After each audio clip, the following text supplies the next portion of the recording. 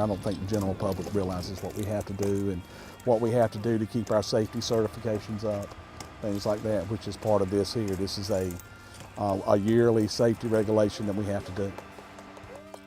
We do pre-job briefings. We have to know voltages we work on. We have to be trained in the facilities that we're working on. All the facilities are different, and they have to really get a big picture of what they're working on. And yes, these guys, I mean, it's a dangerous job. We're in harm's way most of the time when we're doing something. Sometimes we work things that are not energized, that are what we call dead and grounded. But a majority of the time, the things we work on are energized. And obviously we have protective equipment for that. I mean, the guys here, as you see, they've got fire retardant pants, fire retardant shirts, ANSI approved safety glasses, ANSI approved hard hats. We've got the proper boots with steel shanks in it that they have to climb. We have to climb with class 2 rated rubber gloves that are rated for about 30,000 volts, although our system's about 23 kV. And you know, obviously we don't work anything off the pole over 600 volts. Gotcha. Okay, but legally we could. Most of the time the high voltage stuff we work out of the bucket, but it's there. It's not like it's going away. Right. So, you know, it's just like the overhead line there that we're simulating. If it was hot, well, you're climbing the pole just because you're not working on it. It's there. That is a danger factor. Yeah. Our guys are well trained. They spend a lot of time and effort in their training process, and I think they're, you know, with the town support and, you know, and their due diligence, you know, we work hard to stay as safe as we can. We're here today in town of Clayton doing our pole top rescue. The gentleman doing the pole top rescue is Shane Longhorn. He's just got on the radio and announced a Mayday to the dispatcher to let them know that we got a person in trouble, and hopefully they're calling 911 to get us an EMS on the way.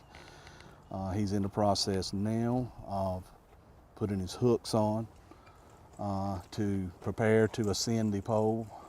His goal is to ascend the pole and obviously get the pole top dummy down, which is a simulation of a man in trouble who got in trouble up the pole. Electrocuted most of the time would be what happened, or it could have been heart attack, you never know. But basically his goal is to rescue the man up the pole. This isn't just an extra, it's a for real possibility. Yeah, definitely could be a for real possibility. So his goal now is to ascend to the person in trouble. Obviously he has to get there safely himself. And so his goal is to try to get in the best position he can to get a rope around the dummy and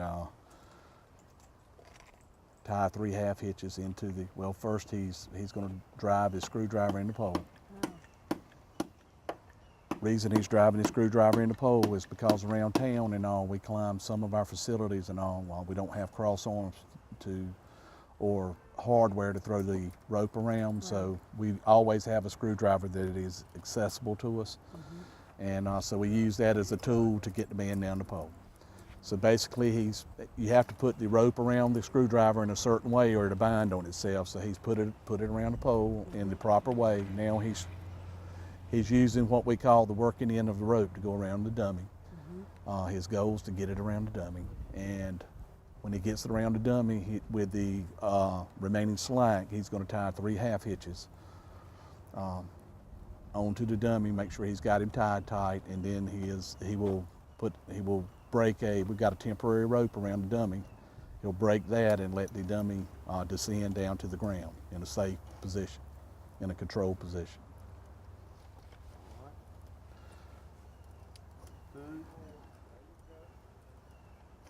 He just tied the 3rd, what we call half hitch into the dummy now. Now he's getting his rope in the proper position where he can put him on the ground. Okay, so he's got him on the ground. His goal now is to get to the ground as soon as possible. As you see, he's coming down fairly quickly. Both feet on the ground. Good job. His next goal now, his next move would be to perform CPR on the dummy. When he starts CPR, if in a real life situation, the CPR would continue until an EMS person arrived, in which time they would take over the rescue operation. This equipment here is the old type equipment that we used to climb in, which is an old leather type belt. And obviously these are the old type hooks right here. As you can see, the shin guards and all right in here are just leather, little thin leather, just kind of an old school type hook. And the difference of that is, behind us here you see this is new climbing equipment, and you can see the difference.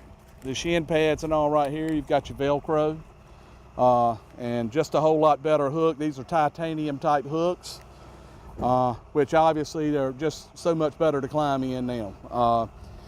The other component to the belt is the butt squeeze. This is a safety device right here. And this device right here clips around the pole, and this is what keeps the climber from falling off the pole if he cuts out.